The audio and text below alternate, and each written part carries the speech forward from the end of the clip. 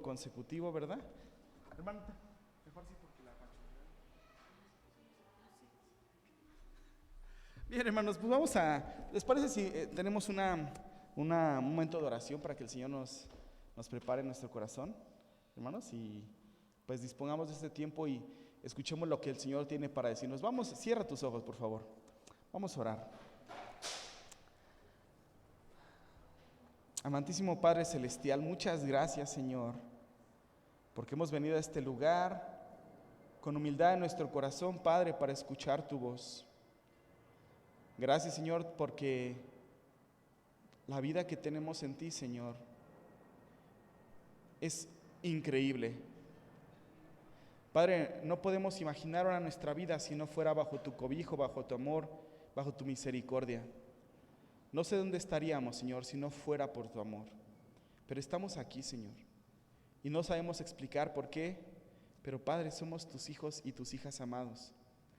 Señor, en este momento que vamos a disponer de nuestro corazón para escuchar tu palabra, Padre, prepara nuestro corazón para que, Padre, tu Espíritu Santo nos hable directamente en esta ocasión y que nuestra confianza y que nuestra fe en ti crezca, Señor, es nuestro propósito. Bendito seas, Padre, porque tú estás presente en medio de nosotros. Eres el único autor que está presente con nosotros cuando estudiamos su libro, su palabra. Espíritu Santo, muévete en medio de nosotros con poder, te lo rogamos. En Cristo Jesús. Amén y amén. Amén, amados hermanos. Yo quiero preguntar una cuestión para entrar de lleno al tema. ¿Cuál es la mujer más famosa hoy día? Una mujer famosa hoy. Mujer. Claudia Sheinbaum. Podría ser, ok. Para el contexto mexicano, Ciudad de México, podría ser Claudia Sheinbaum. ¿Alguien más? ¿Alguna otra mujer famosa? Ganó el premio Nobel. Yo no la conozco. ¿Cómo se llama? Entonces no es tan famosa. ¿Alguien más? ¿Alguna otra mujer famosa? Shakira, sí, ¿no? Shakira está como muy de moda. ¿Alguien más? Taylor Swift, claro, también. Una mujer famosa. Margaret Thatcher, ok, bueno, pero hace muchos años, ¿verdad? Ok, hermanos, vamos a segundo libro de Samuel. Acompáñenme, por favor, vamos a ver, segundo libro de Samuel. Vamos a estudiar la historia de una mujer que no es famosa. Es más, es una mujer olvidada por la historia. Yo no sé si tú alguna vez has escuchado sobre esta mujer o leído sobre esta mujer, pero casi que les apuesto, hermanos, ¿no? Está mal apostar, ¿no? Nada más es un decir, ¿no? Pero les apuesto que no la han escuchado o que hemos leído la historia y hemos pasado de largo porque no nos ha interesado tanto.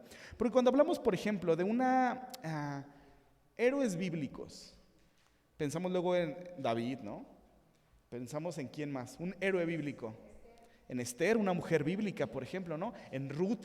Vamos con mujeres. Débora, Ruth, Esther, Abigail. ¿Quién? Noemí. Claro, grandes mujeres. Pero hoy vamos a ver una mujer olvidada por la historia. Y es una mujer que hizo algo maravilloso. Su historia es tremenda. No se la recomiendo a ninguna de ustedes, hermanas, pero es una historia que nos puede enseñar muchísimo. Vamos ahí a 1 de Samuel, capítulo 21. Segunda, perdón, hermano, sí tiene razón. Segunda de Samuel, capítulo 21. Acompáñame ahí. Segundo de Samuel.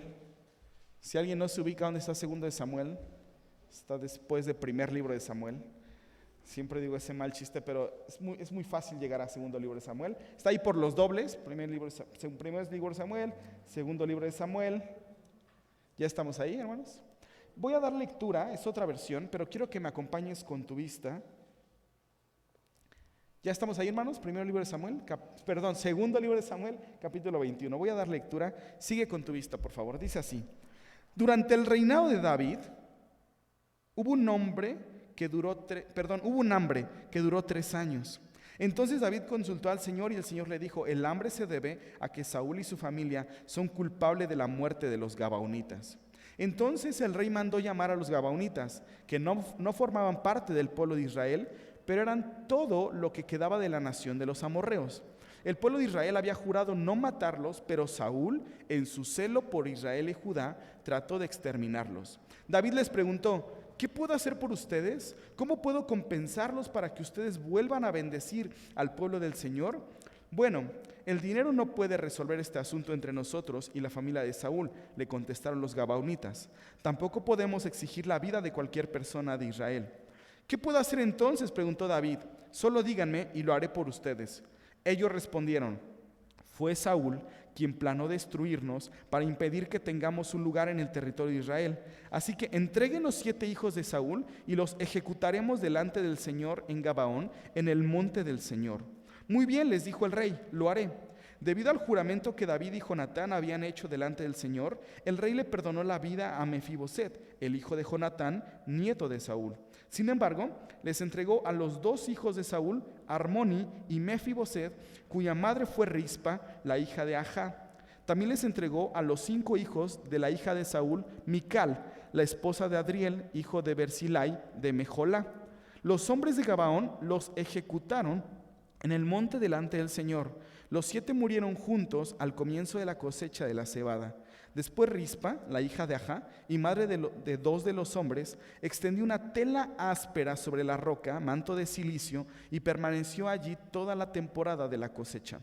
Ella evitó que las aves carroñeras despedazaran los cuerpos durante el día e impidió que los animales salvajes se los comieran durante la noche. Cuando David supo lo que había hecho Rispa, la concubina de Saúl, fue a ver a la gente de Jabes de Galad para recuperar los huesos de Saúl y de su hijo Jonatán. Cuando los filisteos mataron a Saúl y a Jonatán en el monte Gilboa, la gente de Jabes de Galad robó sus cuerpos de la plaza pública de Betzán, donde los filisteos los habían colgado. De esta manera David obtuvo los huesos de Saúl y Jonatán, al igual que los huesos de los hombres que los gabaonitas habían ejecutado. Luego el rey ordenó que enterraran los huesos en la tumba de Cis, padre de Saúl, en la ciudad de Selá, en la tierra de Benjamín. Después Dios hizo que se terminara el hambre en la tierra. Hasta ahí vamos a quedar, hermanos. Es un pasaje un poco largo, un poco extraño lo que está sucediendo en este momento, ¿no? ¿Qué está pasando aquí, hermanos? Miren, refleja gran parte de la realidad que estamos viviendo hoy día tú y yo en este país. Dice que había hambre en la tierra. Ya había pasado 3 años de hambre. Y el primer año de hambre, dice David, malas cosechas, ¿no? Bueno, está bien. Segundo año, hambre. ¿Qué dirían los economistas? No, bueno, a lo mejor los negocios, la inflación, el precio del petróleo, la guerra en Ucrania, la guerra de los palestinos, la guerra, ¿no? Sí, ok, perfecto. Pero ya el tercer año de hambre, David dijo, okay, llama a sus secretarios de economía, ¿no? Y le dice, oye, ¿qué está pasando? No, pues no sabemos, pero hay hambre en la tierra. Y resulta que David consulta al Señor y le dice, fue por causa de tu sucesor. ¿Quién fue el sucesor? El antecesor. El antecesor de David. ¿Quién fue su antecesor? Saúl. ¿Y qué había hecho Saúl? ¿Perdón? Consultar a la divina. Bueno, sí, Saúl fue rechazado por el Señor. En efecto, Saúl fue un hombre terrible. Empezó bien Saúl. Es una tristeza ver la vida de Saúl, como un hombre que empieza bien, termina muy mal. ¿Cómo termina Saúl? Suicidándose. Pero Saúl fue el primer gran rey de Israel. Y dice la Escritura que el Espíritu del Señor estaba con Saúl. Pero el Espíritu del Señor no permaneció en Saúl y se retira. ¿Qué pasa entonces? Este pasaje cuenta algo que en la Biblia no está. Si tú buscas, aquí los gabaonitas dicen, es que resulta que Saúl, tu antecesor, intentó matar a mi pueblo. Si tú buscas esto en la Biblia, no lo vas a encontrar. O sea, la Biblia no registra todos los hechos, obviamente. La Biblia es la palabra del Señor, pero hay cosas que la Biblia y los autores sagrados no registraron, ¿de acuerdo? Entonces, eso es algo interesante. Pero resulta, hermanos, que 400 años antes de esto, está Josué, tú recuerdas eso, ¿no? Está Josué liderando al pueblo para conquistar la tierra de Canaán. Y está peleando contra amorreos, jebuseos. ¿Contra quién más pelea? Fereceos. Efeos y los feos esos, ¿verdad? Muchos pueblos paganos. El pueblo de Israel está luchando cruentas batallas para conquistar la tierra de Israel. Y resulta que la fama del Dios de Israel se había extendido por toda Canaán. Y decían, no, estos vienen en serio. El Dios de Israel es un Dios grande, porque ellos se enteraron lo que pasó en Egipto. Ellos se enteraron cómo la ciudad de Jericó, la ciudad más grande, más amurallada, se había derrumbado ante el poder de Yahvé. Entonces decían, no, hay miedo. Y había un pueblo, los Gabaonitas, que dijeron, no vale la pena luchar contra Israel, porque nos va a vencer. Porque su Dios es un Dios vivo, porque su Dios es un Dios grande. Entonces, ¿se acuerdan de eso, hermanos? Los Gabaonitas dicen, vamos a vestirnos de ropas gastadas, y rompan sus ropas, ¿no? Y rompían sus ropas, y sus sandalias. Pongan a endurecer panes, y endurecían panes. Y entonces ellos fueron con Josué y le dijeron, venimos de un pueblo bien lejos. ¿Dónde? No, bien lejos, mano, allá por Nezahualcóyotl, dice, ¿no? Ahí decía, lejísimos, un poquito más para allá. Entonces como que no se querían, los israelitas como que no lo creían, decían, no, como que son de aquí, ¿verdad? Y entonces ellos dijeron, no, somos de muy lejos. Resulta que Josué no consulta al Señor, ¿te acuerdas? Y Josué no consulta al Señor y les perdona la vida a los Gabaonitas y hace jurar a los príncipes de Israel que no van a matar a los Gabaonitas, y juraron en el nombre del Señor. Pero hermanos, qué locura. Si Josué hubiera consultado al Señor, Josué hubiera dicho, Dios, ¿quiénes son estos pueblos? Puede ser que Dios le hubiera dicho, son Gabaonitas, y entonces a filo de espada los hubiera matado a todos. Es un poco cruel esa historia, ¿no? Pero así era, hermanos. Ahora, no sintamos lástima por esos pueblos. Esos pueblos tenían actos terribles, como sacrificio de niños. Esos pueblos tenían cosas horribles como culto a la tierra, prostitución sagrada, adoraban a dioses terribles. De hecho, ellos tenían un dios llamado el dios Moloc. ¿Alguien conoce el dios Moloc? Bueno, ¿había escuchado del dios Moloc? Moloc era una escultura de acero. Exactamente, hermano, tenía los brazos así. Exactamente, era una escultura grande, se ve que era impresionante, que adoraban los Baales, y era así. Y entonces a tu primogénito, cuando la imagen estaba al rojo vivo, ponías a tus hijos en sacrificio al dios Moloc. Y eso hacían esos pueblos. Entonces Dios está juzgando, porque de repente allá afuera dicen, este Dios terrible, ¿no? Este Dios asesino de infantes, este Dios... No, está juzgando a esos pueblos que también eran pueblos muy paganos y tenían prácticas bastante, el canibalismo, por ejemplo, ellos practicaban canibalismo. Entonces, si Josué hubiera consultado al Señor, capaz que el Señor le dice, mátalos, ni modo, a sacar la espada y a matar esos. Pero entonces Josué no consulta al Señor y le perdona la vida a los Gabaonitas. Y cuando por ahí se descubre que Gabaón en realidad no eran de una ciudad lejana, que eran de ahí cerca, Josué dijo, y me engañaron. Y los Gabaonitas dijeron, bueno, sí, pero acabas de jurar en el nombre de tu Dios, tú sabrás si nos matas, ¿no? Entonces Josué y todos los príncipes de Israel, ¿qué pasó, hermanos? Los dejaron vivir. Y dice la Escritura, ese pasaje está, nada más como para tener la referencia, hermanos, ese pasaje está en en Josué capítulo 9, ¿no? Para tener ahí la referencia un poquito. ¿Qué pasa, hermanos? Sucede que el pueblo de Gabón se va a dedicar exclusivamente al servicio del templo. Pero mira qué cosa tan interesante. ¿Quién iba a dedicarse al servicio del holocausto, al servicio del altar? ¿Quiénes eran la familia dedicada para eso? La familia de Aarón, exactamente, la familia de Leví.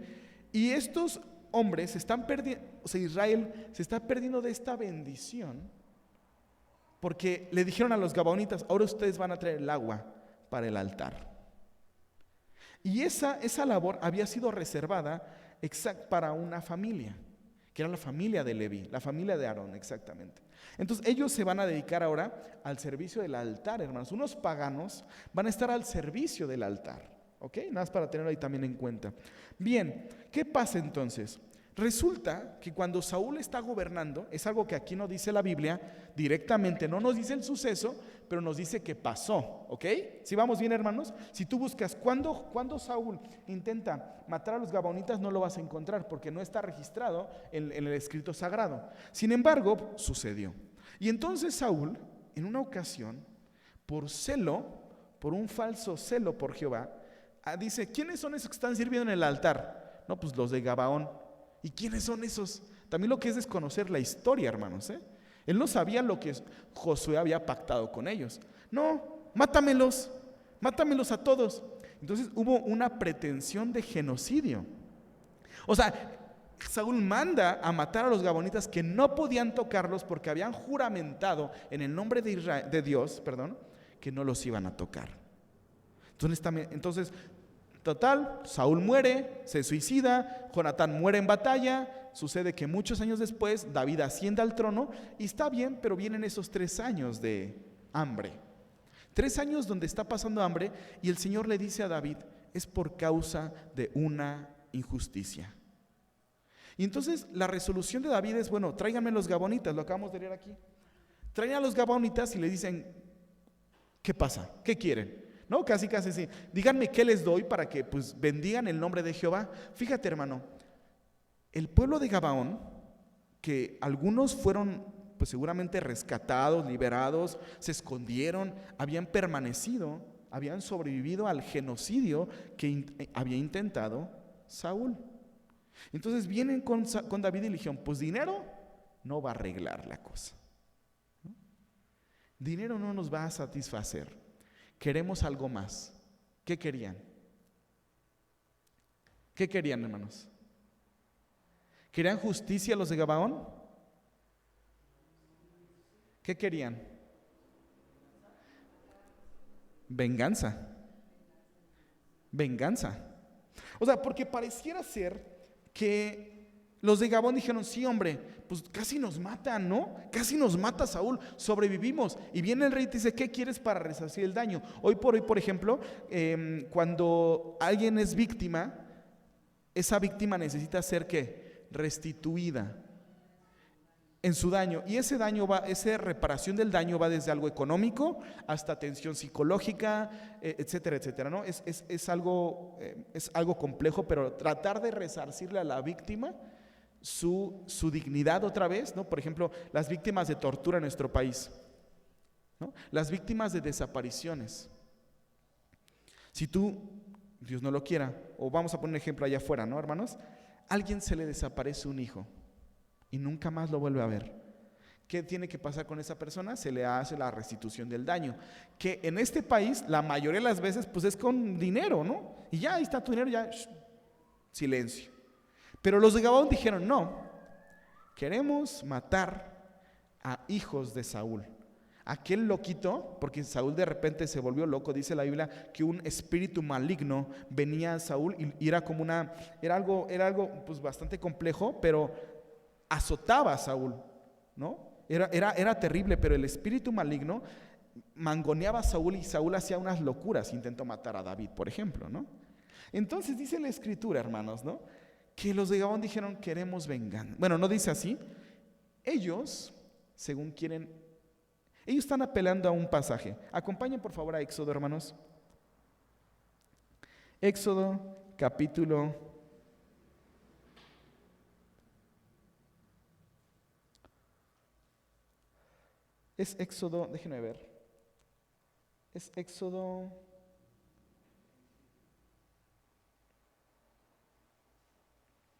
'Creo que no tengo esa referencia. Sí la tengo. Éxodo 18, hermanos. Éxodo 18.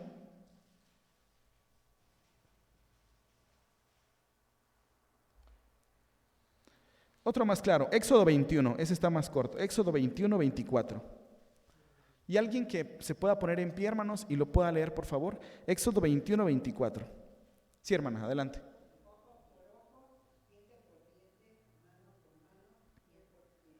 Ok, gracias, hermana, adelante. Ellos están apelando a la aparente justicia en ese momento que se conocía como la ley del talión. Ojo por ojo, diente por diente, ¿no? Raspadura por raspadura, golpe por golpe, ¿no? Esa es la ley del talión. Para equiparar en ese momento un daño infligido es, ok, nosotros casi nos podemos morir. Y dicen los de Gabaón, pues sí, pero no podemos matar a cualquier hombre, queremos matar a los hijos de Saúl. Y entonces, ¿qué va a pasar? David dice, claro, ojo por ojo, diente por diente. Perfecto. Sucede entonces que les va a dar a 2 hijos de una mujer llamada Rispa, que Rispa era concubina de Saúl. O sea, no fue una esposa directa, Rispa fue una concubina de Saúl, y entonces va ahora a 5 hijos de la hija de Saúl, Mical. De esos no nos dice sus nombres. Pero yo quiero que te pongas un poquito en los zapatos de Rispa y de Mical, hermana. A ver, aquí las damas, levanten la mano, hermanas. Levanten la mano, hermanas. Las que son mujeres, levanten la mano. Muy bien, perfecto. Quiero que nos pongamos un poquito en sintonía, ¿ok? Tú eres Rispa. Tú eras concubina del rey, ¿ok? Y sucede que pues ya el rey se murió, hay otro rey, hay otra administración, ¿verdad? Hay otro partido político y tú vives pues ya relativamente en calma, ¿no? Posiblemente puedas vivir en calma. Pero resulta que ahora el rey ha dado un edicto para que a tus dos hijos, estoy hablando de Rispa, se los van a llevar y tú no sabes para qué, ¿ok? Ahora ponte los zapatos de Mical. Tú eres hija de Saúl, tú eres hija del que era el rey de Israel. Tu papá terminó mal. Tu papá se suicidó. La administración de tu padre fue un desastre. Y tú sigues viviendo con ese estigma en Israel de es la hija del rey loquito, ¿no? Es la hija del que quería matar al actual rey. ¿Cómo viviría Mical con ese estigma, hermanos? Con ese estereotipo ahí encima de ella. Pero resulta que un buen día vienen y tocan a la puerta y son funcionarios del rey. Le dicen, nos vamos a llevar a 5 de tus hijos. ¿Para qué? No sabemos. Se los van a llevar. Y de repente, Rispa y Mical se enteran de que a estos 7 muchachos los terminaron ahorcando en un cerrito, en un monte. ¿Cómo sentirías, hermana? ¿Cómo te sentirías, hermana, si tú te enteras de esto? Dirías, no pasa nada, tengo otros hijos, la vida continúa, el show debe continuar. ¿Qué harías?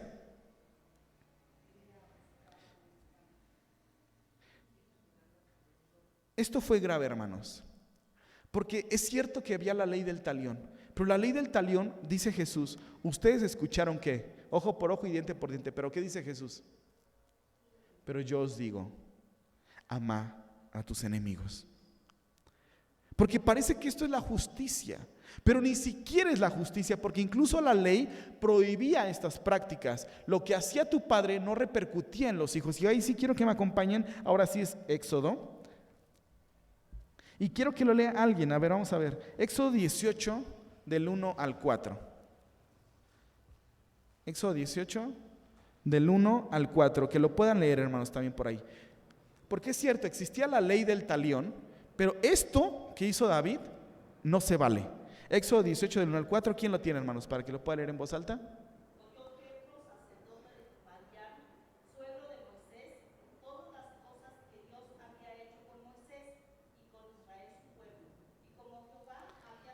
No, perdóname, hermana, esa no es la cita. A ver, perdóname, hermana.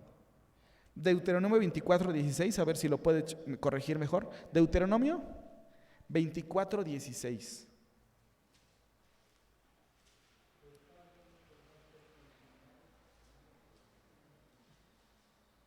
Sí, es esta, hermana. Hermana Eli, ¿podría leerlo otra vez? 24, 16 de Deuteronomio. Los padres no morirán por los hijos, ni los hijos por los padres. Cada uno morirá por sus padres. Gracias. Sí era esa cita entonces, ¿no? La otra no era. Deuteronomio 24, 16 dice, los padres no van a morir por los hijos, y los hijos no van a morir. ¿Por qué? Por los padres. ¿Cada quien va a morir? Cada quien va a pagar por sus propios hechos. Tú sabes que hoy día hay una nación que puede llegar a matar a tu familia si una persona hace algo. Esa nación se llama Corea del Norte. Existe, actualmente es un país, ¿no? Es terrible en su gobierno, ¿no? La verdad, la gente que vive ahí sufre bastante, pero una política de ellos es, si tú haces un crimen y el gobierno evalúa, dice, no, ese crimen es bastante complicado, te matas a ti y a tu familia también, ¿no? Eso sigue pasando hoy día, hermanos, hoy día sigue pasando eso. Pero entonces en la ley también se estipulaba, ok, ojo por ojo, pero ¿qué tenía que ver los 2 hijos de Rispa y los 5 hijos de Mica? ¿Qué tenían que ver? ¿Ellos habían matado a los gabaonitas?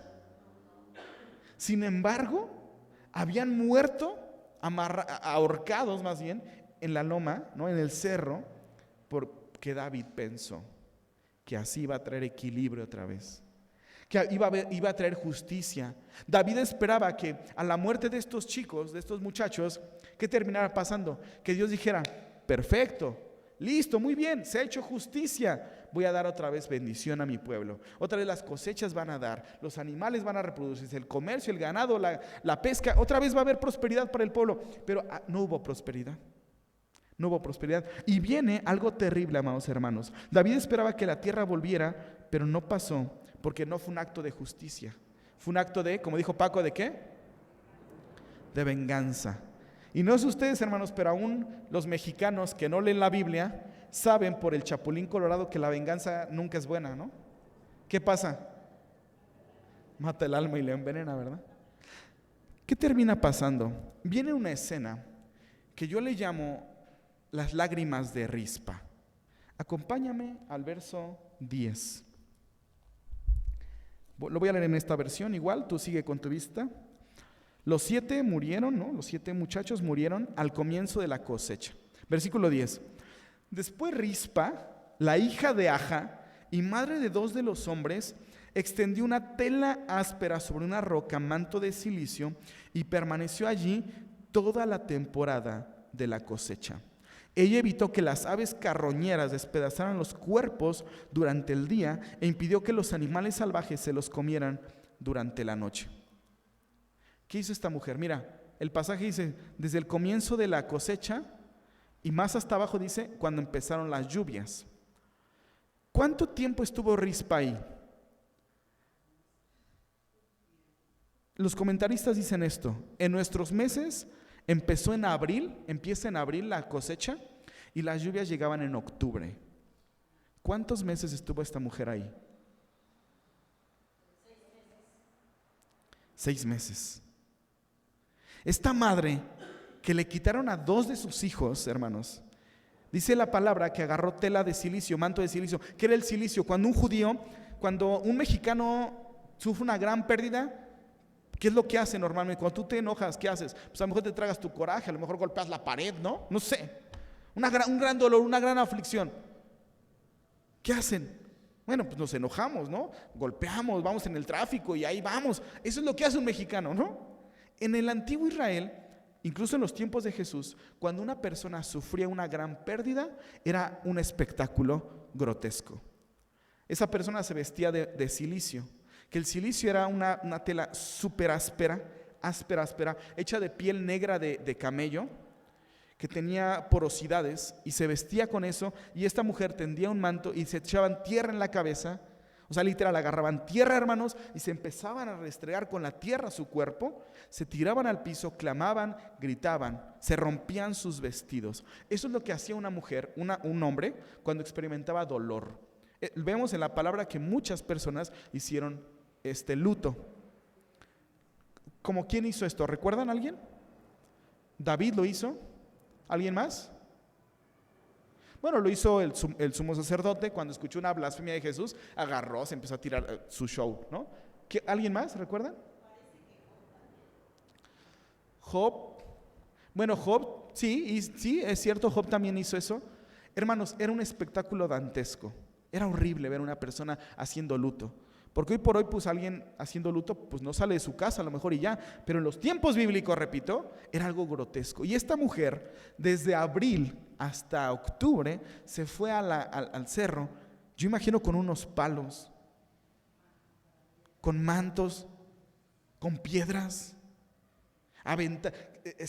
porque aparte se ensañaron los gabaonitas. Colgaron los cuerpos, pero los dejaron así. Y dice Deuteronomio que quien muere en un madero, ¿qué era? Un maldito. Entonces los gabaonitas no solamente los mataron, sino que se ensañaron con ellos. Dijeron, estamos maldiciéndote. Eres un maldito quien muera ahí. Y esta mujer, pues desde 6 meses, hermanos. La Biblia lo dice en unos versículos porque no te va a narrar lo que está pasando ahí. Pero durante 6 meses, espantando a los animales, aves carroñeras que llegaban a devorar el cuerpo de sus hijos, o a las aves, dice ahí, o los animales salvajes.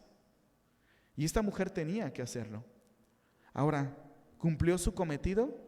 No, porque al final dice que tuvieron que enterrar los huesos de esos muchachos.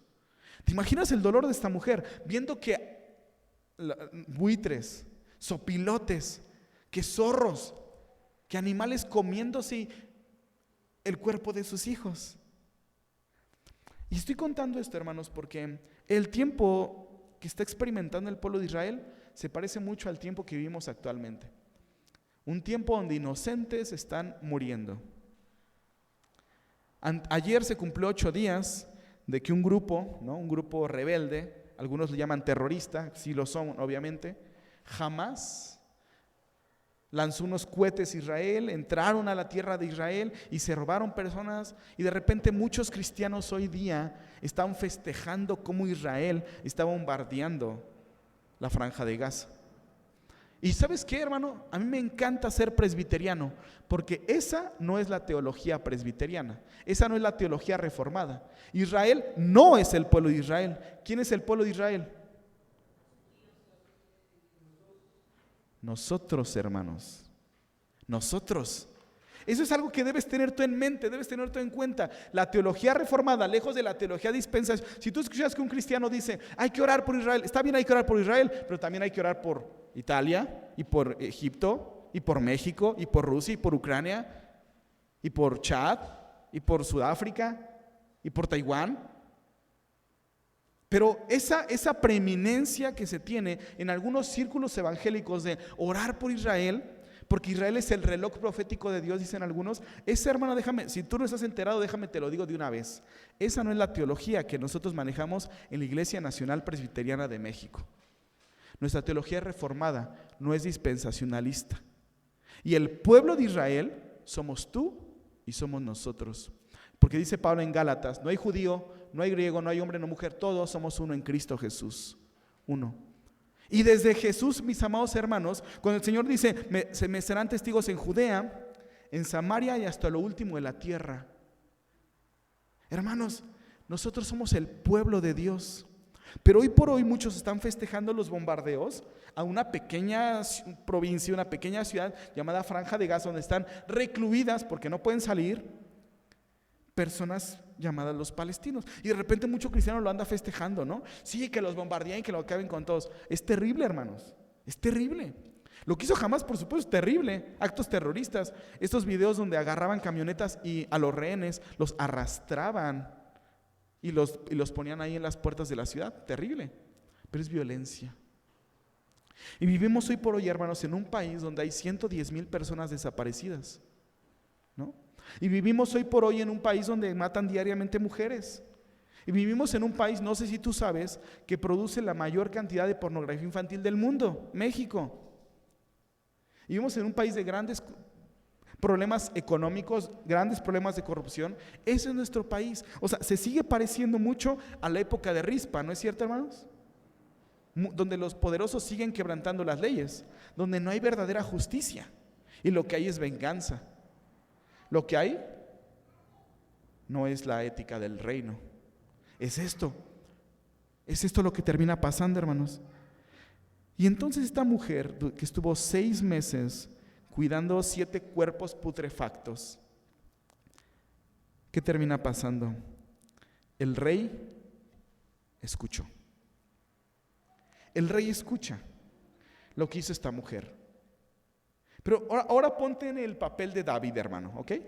David creyó que matando a los hijos de Saúl, a los 2 hijos de Rispa y los 2 hijos de Mica, la tierra que iba a pasar otra vez, que iba a dar, que Jehová iba a decir, perfecto, muy bien, has hecho justicia, David, perfecto, muy bien, la tierra va a volver a producir. Pero resulta que la tierra no producía, porque David no hizo un acto de justicia, siguió un consejo de venganza. Ahora acompáñame al versículo número 11. Cuando David supo lo que había hecho Rispa, la concubina de Saúl, fue a ver a la gente de Jabes de Galaad para recuperar los huesos de Saúl y de su hijo Jonatán. Me sigo hasta el versículo 13. De esta manera David obtuvo los huesos de Saúl y Jonatán, lo mismo que los, ¿qué, hermanos? ¿Los huesos de quiénes?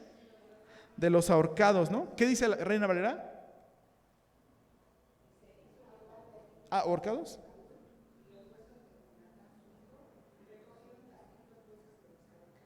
De los ahorcados, los hombres que los gabaonitas habían ejecutado. Y quiero que leas, por favor, fuerte, esa última frase del versículo 14. ¿Qué dice la última frase del versículo 14? Y Dios fue propicio a la tierra después de esto. Después de que los gabaonitas mataron a los hijos de Saúl. No, ahí no fue Dios propicio. ¿Por qué? Porque ellos habían hecho una injusticia. Es eso. Ellos habían hecho un acto de venganza y Dios no fue propicio con la tierra. Dios fue propicio con la tierra hasta que esto pasó. Cuando hubo cierta restitución. Obviamente, ¿quién le va a devolver los hijos a Rispa y a Mica? ¿Alguien les va a dar sus hijos de nueva cuenta? Pero hubo por lo menos, y fíjense, el texto no tiene un buen final, hermanos. Probablemente para los gabaonitas tuvo un buen final. Pues sí, porque se fueron a su casa diciendo, matamos a los hijos del rey que nos quería muertos. Los gabaonitas dijeron, todo bien, ¿no? Seguramente David dijo, pobre mujer, ¿cuánto lleva ya? Desde el comienzo de la siega hasta ahorita. 6 meses. Pero esta historia no tiene un buen final. Porque aunque la Biblia dice, después Dios hizo que terminara el hambre en la tierra, dice mi versión. Después Dios hizo otra vez que la tierra produjera y hubiera otra vez abundancia. Pero para 2 mujeres no hubo un buen final. Para Rispa y para Mical, ellas perdieron a sus hijos. Y ahí termina la historia. Y luego la historia continúa. Pero tenemos que preguntarnos, ¿qué pasó con estas mujeres? Hermanos, de repente yo he escuchado alguna frase que dice por ahí, Dios cuando está todo en calma te habla, ¿no? No, Dios cuando está todo en calma te susurra, ¿no? Cuando las cosas empiezan a ir mal, te habla. Y cuando las cosas son fatales, te grita.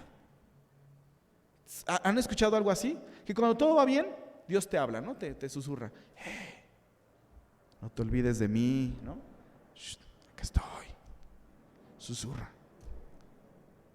Pero cuando las cosas van mal, Dios te grita para llamar tu atención. ¿Han escuchado eso, hermanos? Yo no creo que Dios sea ese Dios. Porque quien está sufriendo aquí, ¿quién es? Rispa. ¿Dios le está gritando a Rispa para llamar su atención? Dios le está diciendo a Rispa, Dios tuvo que... ¿Sí me explico con esto, hermanos? Porque a veces uno dice, me está yendo re mal. Es que Dios está tratando contigo, ¿no? Y sí, pasa eso, es cierto, puede pasar. Pero el ejemplo funciona aún así. Cuando te está yendo mal es, Dios te está diciendo, vuelve conmigo otra vez, no te olvides de la familia, vuelve a lo principal, no te olvides de la iglesia. ¿Dios le está gritando a Rispa? ¿O Dios está gritando junto con Rispa para que los poderosos escuchen? ¿Dios le está gritando a Rispa? ¿O Dios grita con ella para que se escuchen allá arriba los poderosos y haya restitución, haya justicia? Hermanos, quiero concluir este sermón mencionando lo siguiente. Voy a leerte algo que escribí, ¿de acuerdo? Voy a leértelo. La historia de Rispa, una madre valiente y desgarrada, nos muestra una lección de fe y resistencia inquebrantable. En medio de la oscuridad, cuando la injusticia y la venganza amenazaron con ahogarla, ella encontró fuerzas para proteger aún así lo que amaba. El ejemplo de Rispa nos enseña que la sed de venganza y la injusticia pueden tener un final con compasión. Rispa nos enseña que sentir el dolor de las injusticias de nuestro mundo y de que debemos ser sensibles a los sufrimientos de los demás, especialmente de aquellos que son víctimas de la ira y la venganza de los poderosos. Debemos llorar con los que lloran, ofreciendo nuestro apoyo y amor y mostrando compasión en un mundo lleno de indiferencia.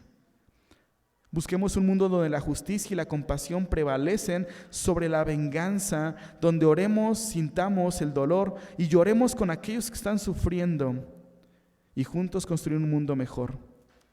Y que su gracia y amor nos fortalezcan en nuestras acciones por un mundo más justo y compasivo. Mira, hermano, quiero concluir con esto, ¿no? Finalmente, la vida de Rispa, no sabemos qué pasa, pero ahí termina la historia de Rispa. Nunca más se vuelve a mencionar la historia de esta mujer. Nunca más vas a verla en la Biblia. Lo que sí sabemos es de que por lo menos hubo una restitución. Al rey Saúl se le dio sepultura. A Jonatán se le dio sepultura. Y a estos muchachos ahorcados se bajaron ya no sus cuerpos, ya no había cuerpos. ¿Qué dice ahí que había? Huesos. O sea, Rispa, por más que lo intentó por 7 meses, pues no logró proteger a los cuerpos de la putrefacción y de los animales, bajó huesos, pero por lo menos fueron sepultados. Y Dios dijo, ok, extiendo mi bendición otra vez. Extiendo mi bendición otra vez. Seguramente, y esto es leer entre líneas el pasaje, Rispa fue restituida en su dolor. No económicamente, porque eso no se puede restituir, pero por lo menos se le miró, se le observó como la víctima que era y se pudo dar un abrazo. Seguramente tuvo un cierre Rispa y quedó ahí. Hermanos, a mí lo que me encanta de esta historia, que es una historia desgarradora, una historia cruel, es de que finalmente los poderosos pueden llegar a escuchar el llanto de los que están sufriendo. Tenemos un Dios que sufre con los que sufren y que nos llama a nosotros ¿a qué, hermanos? A llorar con los que lloran. Yo no sé tú, hermanos, si eso de llorar con los que lloran seguimos haciéndolo o frente al dolor nos causa ya indiferencia. Hay tanto dolor en el mundo, hermanos, que dolernos con los que lloran puede ser desgastante, ¿no? Hay tanto sufrimiento en nuestro mundo que decir voy a sufrir con los que sufren puede ser un acto incluso que llamemos inservible, inútil. ¿Para qué me voy a llorar con el que llora? Si en este mundo ¿cuántos sufren, hermanos? ¿Cuántas personas que están sufriendo tú conoces? Un montón, ¿no? ¿Cuántas personas en el mundo están sufriendo? La guerra, por ejemplo. La desaparición. ¿Cuántas personas están sufriendo? Dice el Salmo 51, 17. El corazón contrito y humillado no desprecia el Señor. Eso es lo que dice el Salmo. En cambio, ¿qué desprecia el Señor? Las manos derramadoras de sangre inocente, la lengua mentirosa, los ojos altivos y altaneros. Y eso dice la palabra, el Señor no es que nada más le caiga mal quien hace violencia, no. Al Señor no nada más le cae mal quien mira con soberbia a su hermano, no. El Señor dice que aborrece. El alma del Señor aborrece las manos que derraman sangre inocente, aquellos que miran con altivez, aquellos que matan a su hermano, aquella lengua mentirosa. Eso es lo que el Señor aborrece. Pero el corazón de una madre escucha al Señor. El corazón de el corazón contrito y humillado, eso escucha al Señor y eso atiende al Señor. Hermanos, creo que tenemos mucho por qué seguir orando y clamando en nuestro mundo. Vivimos en un país violento. Vivimos una sociedad empobrecida, con un tejido social roto, hermanos. No podemos decir que vivimos en paz, porque en realidad no vivimos en paz. Siempre te tienes que estar cuidando. Siempre tienes que estar checando si tus hijos llegan con bien a casa. Todos los días escuchas que ponen a alguien en Facebook, me asaltaron en el camión, por favor, si alguien les escribe, no soy yo. Todos los días ves que alguien pone, me acaban de estafar, ¿no? Ayer estábamos en la fiesta de un amigo ayer, su hermana cumplió 18 años y estábamos ahí en la colonia y le digo a Karen, a mi esposa, el Roy me dijo que ayer aquí mataron a un tipo, ¿no? Y me dice, ay, ¿por qué me dices esto, no? Y es que mi amigo me estaba mandando un audio y me dice, están baleando a alguien. Así, en tiempo real, hermanos. Y después le cuelgo, me dice, pues mataron a alguien de la colonia, ¿no? Así. Hermanos, vivimos en tiempos violentos. Pero de repente, mientras no me pase a mí, todo bien. Creo que Rispa nos enseña algo importante, hermanos. ¿Cuál es nuestra posición frente al dolor? Porque Dios ya mostró su opinión frente a la injusticia. Mandó a su Hijo Jesucristo a morir por ti y por mí. Y a hacernos a nosotros ahora ciudadanos de su reino. Y dice Pablo, embajadores. Somos embajadores de Cristo. ¿Qué hace un embajador, hermanos? Representa los intereses de un país en otro, ¿no? Es lo que hace un embajador. Ahora que fue esto de de la marcha, ¿cómo se llama esto de que hacen cada 16 de septiembre? El desfile militar, ¿no? Que México invitó una comitiva de Rusia y de China, ¿no? Y la embajadora de Ucrania, ¿qué dijo? Le dijo al presidente una carta, no lo hagas, etcétera, ¿no? ¿Ella representa sus intereses? No, ella representa los intereses ¿de quién? De su país. Y Pablo a ti y a mí nos llama embajadores, hermanos. ¿Cuántos embajadores tiene Cristo en este mundo? Muchos. Y tú eres uno de ellos. ¿De qué manera representa los intereses de Cristo en tu comunidad, en tu familia? ¿Traes la paz a tu familia? ¿Traes la paz a tu escuela? ¿Representa los intereses de Jesús para tus compañeros? ¿O eres uno más que guarda silencio frente al dolor y la injusticia? Porque Rispa, con dolor en su corazón, nos enseña algo interesante. Las lágrimas y el luto, aparte el luto no nada más es estar ahí revolcándose en la tierra, es clamar al Señor. Eso era lo que hacían las personas. Había oraciones para el luto. Los Talmud leían partes de la Escritura. Rispa oraba, clamaba, lloraba, luchaba. Hermanos, donde tú estás hay mucha injusticia. Donde tú estás hay mucho dolor también. ¿Qué vas a hacer frente a eso? ¿Qué vas a hacer? ¿Representarás tus propios intereses? Es decir, tengo mucho trabajo que hacer, ¿no? Tengo mucho que estudiar. Tengo mucho que hacer en la casa. Tengo que hacer mucha comida, lavar mucha ropa. Está bien que lo hagamos. Así es la vida, ni modo. Pero ¿qué más vamos a hacer, hermanos? Dar el plus por nuestra comunidad. Rispa nos enseña precisamente que la opinión de Dios frente al dolor y la injusticia es que termine. Por último, Cristo Jesús, hermanos, nuestro Redentor, se convierte en la respuesta definitiva de Dios frente a la venganza y la injusticia. En lugar de buscar la venganza, Él llevó en sí mismo el castigo por nuestros pecados y se ofreció para lograr la reconciliación. Y de esta manera, la Biblia nos llama a nosotros el cuerpo de Cristo. Somos el cuerpo de Cristo, hermanos. Cuando tú veas una injusticia, no te preguntes, ¿por qué Dios permitirá la injusticia? ¿Sabes qué te preguntaría Dios? ¿Por qué lo permites tú? Tú eres mi cuerpo, tú eres mis pies, tú eres mis brazos, tú eres mi voz. Tú eres. Hermanos, somos nosotros el cuerpo de Cristo. ¿Estás dando el plus? ¿Estás dando la milla extra? ¿O simplemente estás viviendo únicamente para ti? Vamos a orar. Cierra tus ojos, por favor. Y quiero que, antes de orar, que cierres tus ojos, pienses en la injusticia del mundo que estamos viviendo, hermanos. Un mundo en guerra, un mundo con pobreza, con marginación, con discriminación. Y la pregunta es, ¿qué estamos haciendo? Y probablemente tú digas, pues no puedo hacer nada, no podemos hacer nada, pero estás muy equivocado. Pablo en Romanos capítulo 12 le dice a los cristianos en Roma, vence el mal con el bien. Probablemente, hermanos, vivimos en un mundo que nos rebasa, que sentimos que no podemos hacer nada, pero Pablo te dice, y en el nombre del Señor Jesucristo, yo te lo digo también, vence el mal con el bien. El mal que está a tu alrededor. Tú no puedes hacer nada por los palestinos, tú no puedes hacer nada por ellos, pero ¿sabes qué sí puedes hacer? Perdonar a quien te lastima. Darle lugar a quien se quiere meter en la fila en el tráfico. Lograr que tu vecino tenga una opinión distinta de ti. Porque cada vez que él es grosero contigo, tú eres amable. Y con el mesero.